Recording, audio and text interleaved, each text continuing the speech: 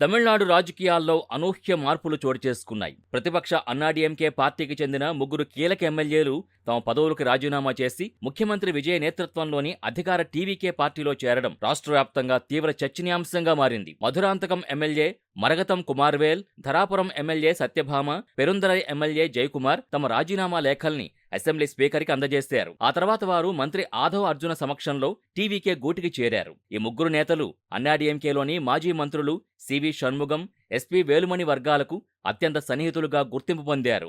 అయినప్పటికీ ఆ పార్టీని వీడి విజయ్తో చేతులు కలిపారు. ఇటీవల జరిగిన అసెంబ్లీ ఎన్నికల్లో మొత్తం 234 స్థానాల్లో ఒంటరిగా పోటీ చేసిన టీవీకే 108 సీట్లను కైవసం చేసుకుంది. అయితే ప్రభుత్వం ఏర్పాటుకు అవసరమైన 118 సీట్ల స్పష్టమైన మెజార్టీకి కొన్ని స్థానాలు తగ్గడంతో కాంగ్రెస్ తో పాటు ఇతర పార్టీల మద్దతు తీసుకుని సంకీర్ణ ప్రభుత్వాన్ని ఏర్పాటు చేసింది. ఈ క్రమంలోనే వేలుమణి వర్గానికి చెందిన సుమారు 25 మంది అన్నాడీఎంకే ఎమ్మెల్యేలు టీవీకే ప్రభుత్వానికి అనుకూలంగా ఉన్నారనే ప్రచారం మొదట్లో బలంగా సాగింది. కానీ వారికి మంత్రివర్గంలో చోటు దక్కకపోవడంతో రాజకీయ సమీకరణాలు మారాయి. తాజాగా ముగ్గురు ఎమ్మెల్యేల రాజీనామాలతో అన్నాడీఎంకేలో మరిన్ని వికెట్లు పడే అవకాశం ఉందనే ఊహాగానాలు రాజకీయ వర్గాల్లో ఊపందుకున్నాయి. ఇప్పటికే ముఖ్యమంత్రి విజయ్ తిరుచి తూర్పు నియోజకవర్గ స్థానానికి రాజీనామా చేయగా ఇప్పుడు ఈ ముగ్గురి రాజీనామాలతో కలిపి తమిళనాడులో ఖాళీ అయిన అసెంబ్లీ స్థానాల సంఖ్య 4కు చేరింది. ఈ పరిణామాల నేపథ్యంలో రాష్ట్రంలో త్వరలో జరగబోయే ఉప ఎన్నికలు రాజకీయంగా తీవ్ర ఆసక్తిని రేకెత్తిస్తున్నాయి. మరోవైపు కోయంబత్తూరు జిల్లాలోని సూలూరు సమీపంలో 10 ఏళ్ల మైనర్ బాలికపై జరిగిన లైంగిక దాడి, హత్య ఉదంతం